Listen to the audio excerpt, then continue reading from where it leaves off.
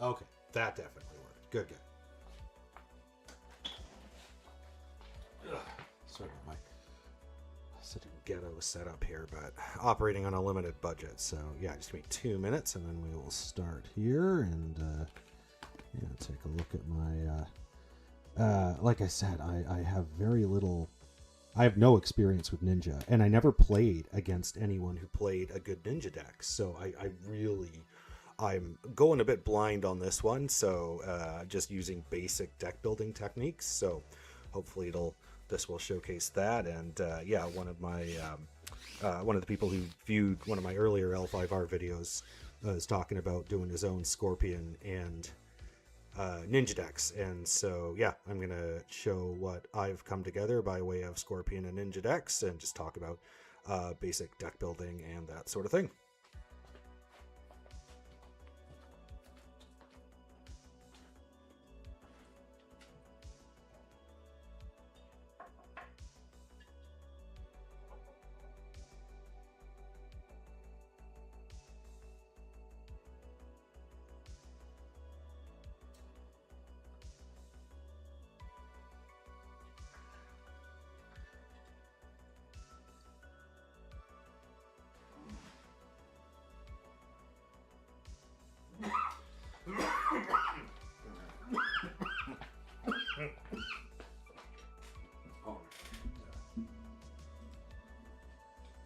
Hit record. Okay, so let's make sure the mic's picking me up. Good.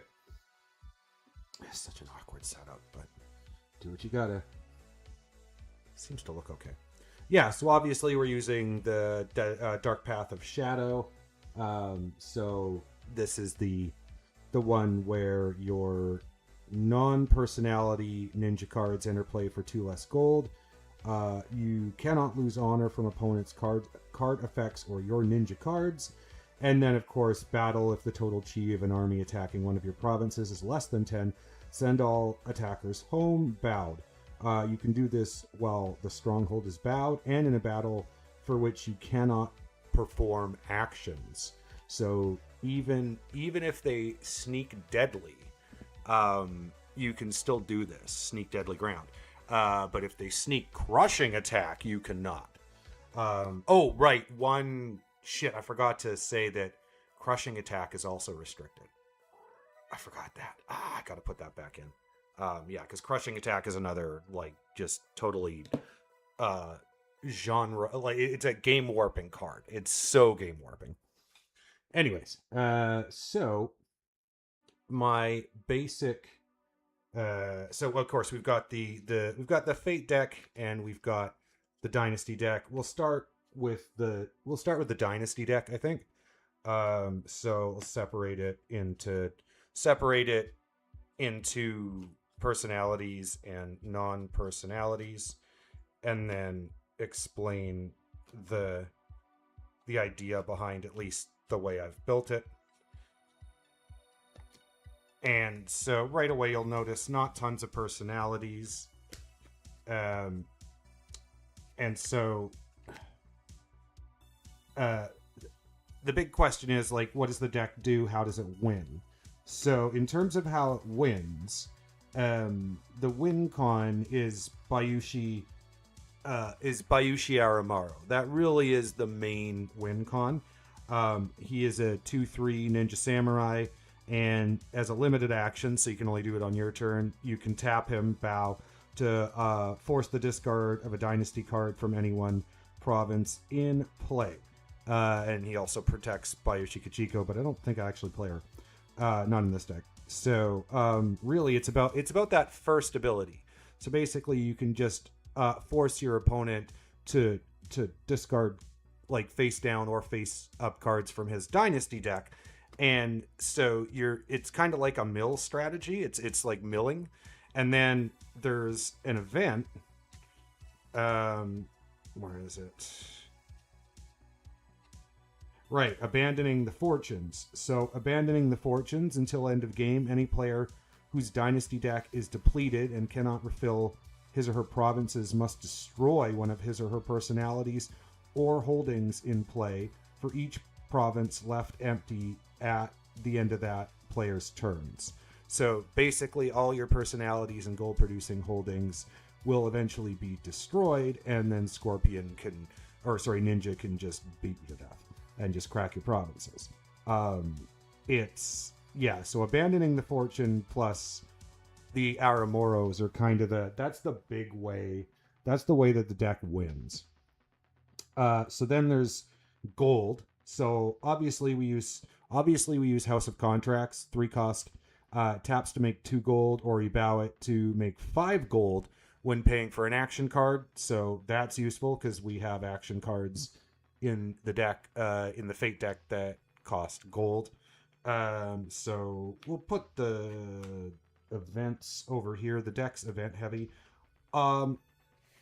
Obviously we're gonna have the 3 Ninja Strongholds. We're gonna have 3 Assassins. I only allow 1 Merchant Caravan per deck. I've restricted it because I consider it just too good, too genre. It just warps the meta just way too much. It makes the game way too fast, and it's the game's already plenty fast. So I don't. I think it's the full. It really is the Magic equivalent of not even Soul Ring. It's really more like Mana Crypt. I mean, it's pretty wild. It comes into play bowed, so I guess there's that because everything does. But so the gold is gold's pretty straightforward. I've got the let me just lay it out here. There's a few more. Get my phone out of the way. Yeah, that's okay. That's the edge of the screen. Occult Murders. We always used to have fun with that card. Right. Shrine to Fuki Wookie Wookie. That. Okay, so yeah, I'll talk about this stuff for just like so for the gold, pretty standard. The 3 Assassins, which are the ones specific to the ninja. So they come out for the Stronghold, no problem. 3 Ninja Strongholds. They cost 4, but because they're a ninja card, they're reduced by 2, so they actually only cost 2. So they come out for the Stronghold, and they pay for any ninja card. They're obviously if you get one of those on the first turn, you're happy. Jade Works, yeah, 3 for 3, obviously. And then Gifts and Favors, yep. Shrine of the Sun, just in case there's some pesky event that's like a permanent effect that you need to get rid of. And Shrine to Fuku for some card draw. Right, so that's the gold producing holdings. That's the gold producing holdings, and then we'll do events. For events, because I don't play the deck with any like big personalities that I need or anything like that. Because of that, Occult Murders is like this card at the right place and time can win games. You lose like an Aramoro or maybe a Haruiko or something, but you end up killing like their clan champion who has like an item and a follower on him. Occult Murders is, and the only thing you can really do about Occult Murders is like feign death or avoid fate. That's pretty much it. There isn't really much else. So it's occult. Every once in a while, Occult Murders can burn you. Like if you play a personality second turn and your opponent doesn't, and then your third turn Occult Murders comes up, you lose your guy and your opponent doesn't lose anything because they don't have a personality in play yet. So it can be double-edged. It can definitely be double-edged, but it's way more good than bad. Price of War. So because the Ninja so 2 reasons for this. Because the Ninja Stronghold pays all costs for a ninja card, and we have 3 of them, we don't really care about increasing the cost of our own personalities by 2. And also, our personalities all have like 1 or 0 honor, and we don't give a shit about honor. So we're playing them. We're playing them on the cheap, anyways. So this just makes us have to pay them for full, but it can really cripple our opponents. Doom of the Crane, yep, because it destroys anything that produces honor. We don't like honor runners, and it also destroys holdings. Some like Sanctified Temple, there's a few that it blows up, so that's nice. The Longest Night, obviously, I mean, right place and time, Longest Night can win you the game, especially early. Like if you get that on the first turn with a Ninja Stronghold, the Ninja Stronghold's cost is reduced now by 4, 2 from your Stronghold and 2 from the Longest Night. So it now comes into play for free. I mean, you can do some wild shit. Longest Night obviously is a ninja card. Abandoning the Fortunes, yeah, because that goes with our Moro. That's kind of like our long-term win condition.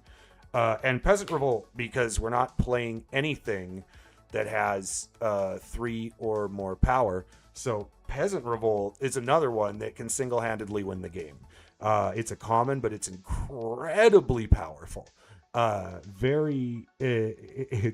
It's amazing how many decks get absolutely wrecked by Peasant Revolt. So yeah, so that's that. Oh, and then related, the regions that we have.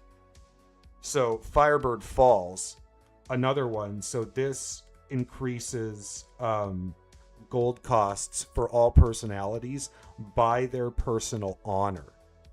Well, all these guys have a personal honor of 1 or 0.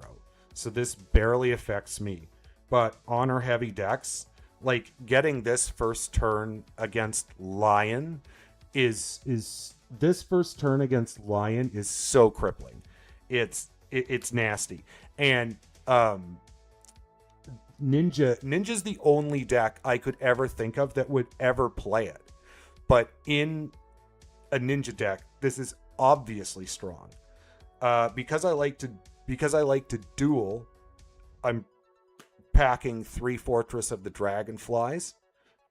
They also come off the Stronghold, come off the box. And because I want it to be as fast as possible, I'm packing 3 Crossroads, because reducing the gold cost of any of these by 3 would put all of them into free. So the deck has the potential, at least in the Fate deck, to go fast. And then for the personalities, yeah, Aramoro is actually kind of like the real win con. And then some Hirorikos for dueling. And some Yakawans for dueling, same reason. I only have 1 Nishiko in here. I own like 4 or 5, but I'm weirdly, like, it's obviously powerful, but I'm weirdly hesitant about it. I don't know. I might put the others in. Mamoru, and then of course Hiroriko. Hiroriko's amazing. So light on personalities, but the personalities I have, basically they can all either duel or it's Aramaro, like grinding away on your deck. Now, someone might say, why don't you have ninja shapeshifters in this deck? Ninja shapeshifters are a classic. What I found in playtesting, and I'm going to continue to playtest, what I found was that a ninja shapeshifter in one of your provinces face up is just the deadest of dead cards if you do not have a Ninja Stronghold in play. I found them to be absolutely dependent on Ninja Stronghold, and once I had them in play, I didn't find them to be that overwhelming. They're very good, obviously, but 10 gold is a shitload. So you pretty much have to have the Ninja Stronghold in play. If you don't have a Ninja Stronghold in play, you basically can't play a shapeshifter. And kicking a shapeshifter out of your dynasty into the trash to replace it for another card sucks. I mean, every time I did it in playtesting, I was like, why am I playing this card? It's just not making enough of a difference. It's when I do get it in play, just one of them, it's not that big of a deal. Throat's a bit drier.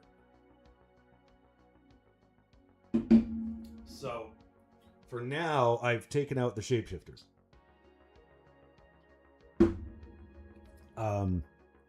But work in progress. And like I said, I don't know very much about playing Ninja. Now, the biggest plus to the shapeshifters is that if you have, you know, like put it to the max, you have 3 Aramoros in play and 3 shapeshifters. You're gonna, you know, and abandoning the fortunes is hit and hasn't been like Dharma techniqued or avoid faded, or Shrine of the Sun, then you're gonna grind out the win in 5 turns max. It's gonna be like 4 turns. It's gonna be really fast, but that's the ideal. And while you're doing, that's like 6 personalities in play that are bowing that don't affect the battlefield one bit. So your opponent this whole time is going to be cracking your provinces unless you've really managed to like stacks them out of the game, basically, to use a magic term. Stacks and assassinate them into just being so slow that they can't do it. But I had the deck built as holding destruction earlier. I have all the cards that you would need to do it well. And what I found was that even with only 1 merchant caravan in a deck allowed, I mean, well, for starters, if they get that merchant caravan, you pretty much lose, because you can't control them. Anyways, so we'll do these into piles of 3 being the max you can have of any one card, of course. I think there are a few that I have 2 of, not 3, but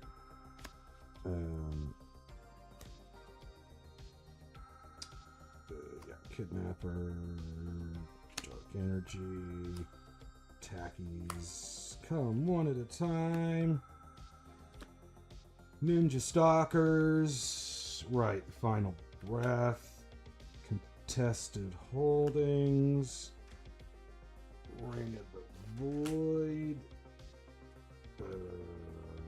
Smoke and Mirrors, Dark Energy, Challenge, Arrows from the Woods, or Feces from the Trees, as we used to call it. Stalkers, Final Breath, Duel, right, Night Medallion. Night Medallion's kind of like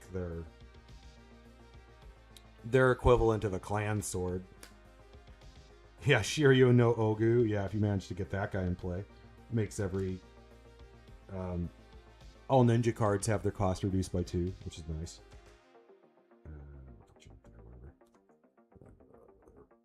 Poison Dark Guns. Where did I put them? Oh, they're there. Do I have 2? Oh yeah. I cut a Poison Dart Gun. But I've got 2 Poison Dart Guns in there with 3 arrows from the woods. So, you know, 1 Poison Dart Gun's range 2 with an arrow that pops it up to range 4. That's enough to kill most personalities, and it goes right through their followers, which is nice. Yeah, so obviously 3 contested holdings. Yeah, challenge. Okay, so we'll go through these one at a time. So, Smoke and Mirrors, obviously a great dueling card. You just play this card instead of focusing, and then whatever card your opponent just previously focused gets discarded, and then you draw a card. So it replaces itself, and it costs your opponent a card, it's amazing. So yeah, 3 of those, three Aijutsu duels, obviously, 3 challenges, obviously, 3 dark energies, obviously. I mean, you would need this just to, if you get first turn and you play a ninja stronghold and you have dark energy in hand, you can then immediately straighten it and then bow it and bring out a ninja, which is pretty wild. You know, 3 ninja stalkers, obviously they're amazing. Yeah, destroy this card and any one opposing card. You may not destroy a personality with this action if it has any cards attached. Lose 4 honor. Well, you don't because it's ninja. And when the attached personality is entering a duel, destroy this card and any one card attached to the opponent in the duel. So this is a really good card for battles and duels, and it's ninja, so it comes off the it's for 2 less. And oh shit, didn't mean to do that. My bad. Yeah, my setup's a little freaky. Yeah, and it if you enter a duel with someone who has like a clan sword, you just blow up the clan sword. So Arrows from the Woods, just a generally good card, and then it basically it combos with Poison Dart Gun, so it allows you to shoot through followers. A lot of my decks have lots of followers in them, so this is pretty good. Knight Medallion, of course, that's just it's like the Ninja Clan sword. It's not as good, but whatever. 2 focuses. I don't play 3. I found 3. I didn't really need the 3rd one. Those are... I have a bunch of nicer... Like, I have a bunch of Imperial focus cards, but they're in my... No, kitty. No, don't go... No, beat it. He's going to try and interfere. But they're in different decks. 3 ambushes, of course. So what's great about ambush is that, you know, any bowed enemy personality has a force of 0. So you can ambush them with your like 2 force little, you know, ninja dork, and it, you know, they have a force of 0. They're bowed, so they can't really do anything. It's basically a free assassination.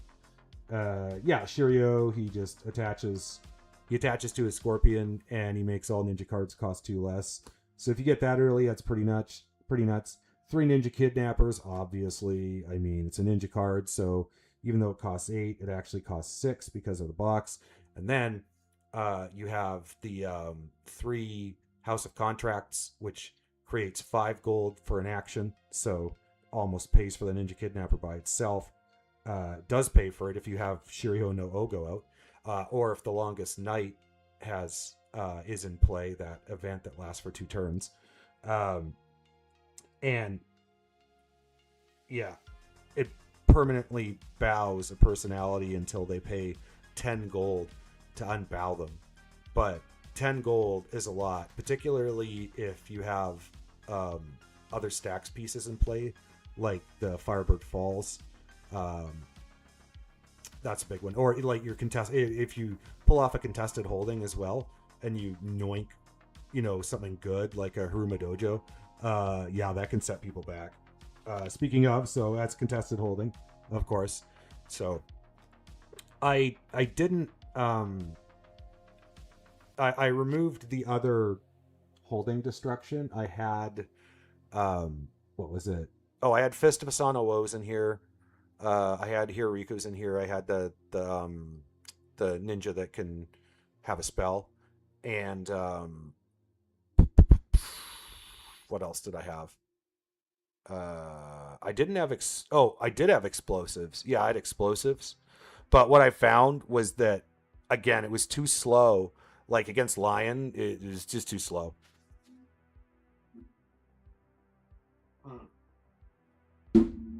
Same thing with Unicorn. Unicorn could just play things off their stronghold. And yeah, it was bad. Final Breath. Because I have all my personalities have pretty high chi, and I'm playing with 3 of the what's its 3 Fortress of the Dragonflies. So, you know, like a Yakuan's probably going to have 7 chi if he dies to like a sneak deadly attack, and then I can just friggin' slay people because Final Breath doesn't care about anything. It just compares chi. That's it. Doesn't care about your followers, nothing else. And you can just carve people up with that. Only 2 tactics because I found that I wasn't that in need of like busting. I wasn't engaging in combat that much, so Deadly Grounds didn't really bother me too much. 1 come at a time. Same thing. I found that, you know, I had to strike a balance, and I already have duels and other stuff in there, so I could have more. I could have like 2 or 3 of those in here, but I was like, eh. And of course, Ring of the Void. So nothing wrong with that. So that is how I currently have my ninja deck. In terms of playtesting, I'll post a video I think later today showing the playtesting. And then I've got Scorpion.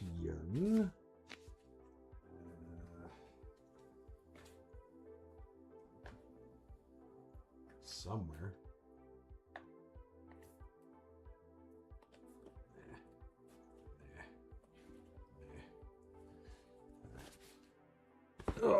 Scorpion deck's nasty. Is that it? No, that's Unicorn.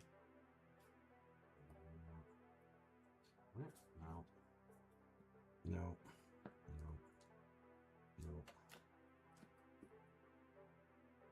Oh, it's Naga. Oh, right, it's in a box. Hang tight. I'll be right back. Get out. Out the way, kitty. Ooh! Oh. That was weird.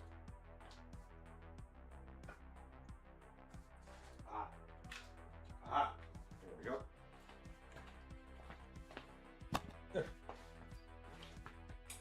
I keep it in its own box away from the others because it's Scorpion and it's disgusting.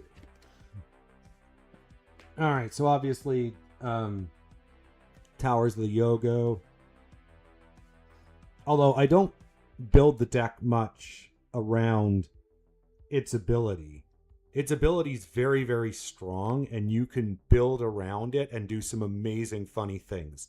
You can play cards like Street to Street and stuff like that, and separate followers from their personalities, bow all the personalities, and then the followers can't reattach. You can do crazy things.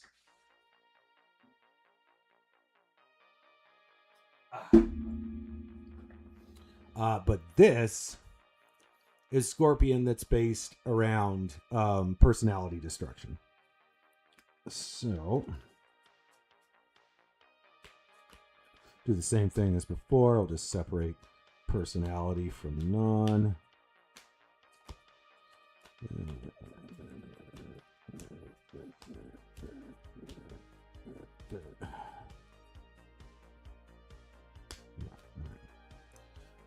So one of the nice things about playing Towers as opposed to the one that has 11 province strength, it only has 2 starting gold. 4 starting gold, I can play Haruma Dojos. And being able to play Haruma Dojos, and a Shrine to Abisu. So, yeah. Obviously, we've got the 3 Haruma Dojos, the Shrine to Abisu, the Merchant Caravan, and then 3 Jade Works. Yep. 3 Geisha House, of course. The one specific to them. Obviously a charter. The Emperor's Underhand, because Scorpion gets to play it for free, and it's actually a very strong card. So because my Scorpion deck is all about personality destruction, I basically just want to stall while I kill things. So Proposal of Peace. That's Proposal of Peace is to stall honor gains. So yeah, we do that. We use a lot of spells, so Battle of Asawa Palace, easy peasy, just go tutor something. We use a lot of spells, so yep, get them for free. It's pretty nice. I don't really use any followers in this deck, so Plague is good. Kill all followers, 3 force or less. Time of War, of course, to limit honor gains to 5 per turn. And the Clan Fartland, because, of course, it just helps you against Unicorn.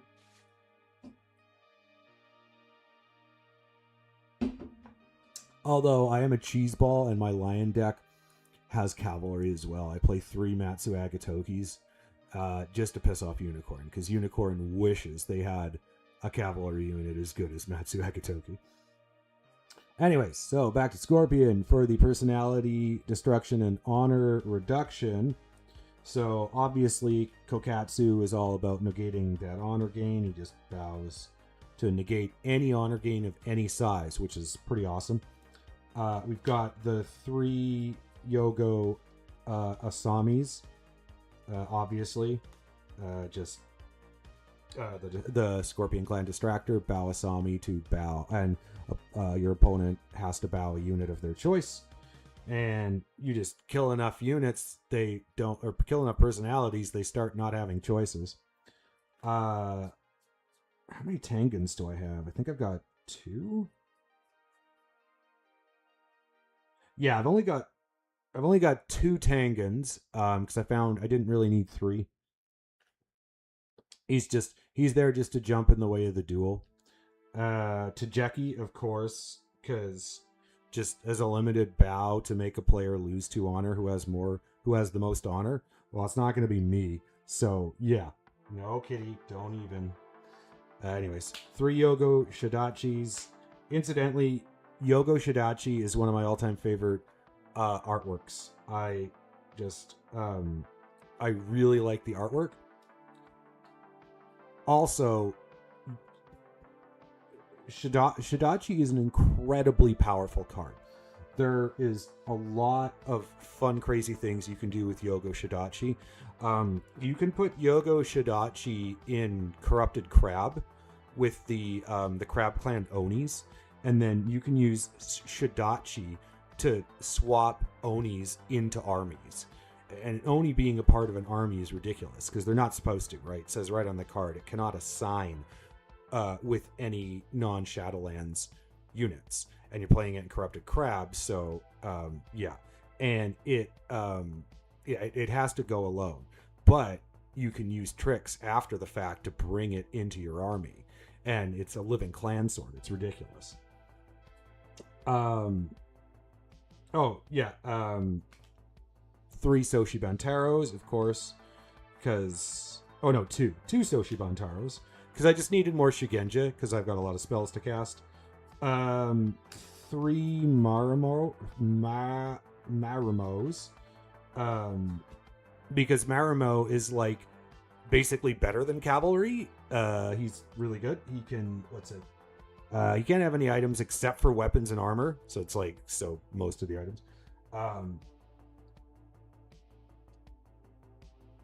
And then, yeah, once per turn, this unit may move to a different province of the defender, and you can be the defender. You may not perform this action if this unit has more than 1 follower. So you can do that even if you have a follower on him. You just can't do it if you have 2. But it's the fact that he can just move himself to any province for free. Good card. 0 honor requirement with 2 personal honors, not bad either. Shoju, inexperienced, probably one of the single scariest cards in the game that people hate, because I mean, he is a 6/5 tactician. That's good. But reaction: before the first action can be performed for a battle that Shoju is in, you may switch fate hands with any one opposing player. The hands are switched back immediately after the battle. You lose 2 honor for each card you play out of that player's hand as it was played. This action can be done once per turn. And he has Tactician, so you can burn one of your opponent's fate cards out of his hand as to just give him a force boost, and it doesn't even cost you 2 honor. He's nuts. Panic X is nuts. Once per battle, move a Scorpion Clan personality into this battle, and that can include himself. And he needs a 4/5 tactician for 9 gold, essentially, because you always play him on the cheap. Udoka, another tactician. Kachiko, inexperienced, because she's just, she's 5 gold, and you bow her and you target a personality, and their personality is reduced, their honor is reduced to 0 until the start of your next turn. And then this deck plays 3 Force of Wills and 3 Test of Honors. So anyone you reduce to 0, you can kill with a Force of Will, and almost certainly kill with a Test of Honor. Daryu is decent, and he has like the best art in the game. And Yujiro, who's in close second for best art of the game, and who's also decent. So pretty basic stuff. And then on to the Fate deck. The aforementioned Force of Will is definitely in here 3 times, because of course it is. It's an instant kill for 4 mana. Sorry, for 4 gold. Bow this Shigenja to swap the personal honor and chi of any personality in play until the end of the turn. If the target of the spell is not a personality you control, this spell is destroyed after its use. Yeah, so you're pretty much always losing the spell. But for anyone who's dishonored, has a personal honor of 0. Anyone who's dishonored has a personal honor of 0, and we are playing 3 copies of Secrets on the Wind, which on a Scorpion Shigenja just keeps going. It's never discarded, and it literally gives the Shigenja the ability to bow and dishonor any personality. Period. Pretty nuts. Because once a personality is dishonored, you can destroy them with a Force of Will. You can shame them and cost their opponent, and cost your opponent 7 honor. Or you can Test of Honor them, and unless they top deck a 0 off of their Fate deck, so unless they top deck like a Karmic Strike or a Smoke and Mirrors, their personality's dead. Oh, and they lose honor too. When a samurai is dishonored, sometimes they get very sad about it, and then they seppuku with the card Remorseful Seppuku. So there's just like 3 more instant kills. We do play Arrows from the Woods just because it's more killing. It also removes followers, which then opens up personalities to get refugeed. We're obviously playing Shosuro techniques just because you can, like, if somebody duels you with somebody way higher chi, and they initiate the duel, you can Shosuro technique to match their chi and then strike, and it's a tie. So you, like, lose somebody you don't really care that much about, and they lose their clan sword. Walking the Way, sure, why not? It's a tutor. I think I have 1 in here. And then I've got 2 Touch of Deaths. They're a bit pricey, but at 8 gold, and the personality has to be bowed, but that's not really that big of a deal. We've got 3 of the Deceivers in there to bow people, so all good. 3 Deeds Not Words, of course, because we don't like honor runners, so we shut that shit off. We're unlikely to have the Imperial Favor, so there's definitely going to be some confusion at court. Sometimes samurai marry barbarians. That can lead to bad places. A couple of superior tactics. Of course, a Shoju's Armor. And then an Ancestral Sword. And a Broken Sword. I used to have that 10 casting cost item that would copy any other item, but I found it was too conditional. It's too much gold. So basically, this deck is about, oh, you played a personality? Well, that's a shame. Literally. It's like Dishonored, shame, if they're a samurai, that might cause them to seppuku right there, or they just eat the 7 honor loss, and then you either force of will it, kill it, and then they lose then they lose the personal honor of the personality again. Remorseful seppuku it, test of honor it. Like, it's just, the deck has so much. The game doesn't have tons of personality removal. This deck has tons of personality removal, and I have to say, when I've tested this deck against all of my other decks, if it gets the right draw, it can win. It can beat Lion, it can beat Crane. If it gets the right draw, it is brutal. So this one I know works. Pardon me. This one is the one I need a little more help on. So my next video, and I think I'll do it a bit later today, I'm just going to take a break for now. I'll do another video in the afternoon. I will do a play test. I'll play test both of these decks against some of my other decks, just to show what this looks like in practice, as opposed to just the theory and the breakdown. But yeah, thanks to anyone who's watching for watching. Thanks to the person who shouted out to me for, I mean, honestly, that, it doesn't take much. Just somebody reaching out of the darkness and saying, hey, I care too. And all of a sudden I have all this motivation to make videos. So yeah, thanks, man. This is for you. And yeah, I'll be back later today with some playtesting.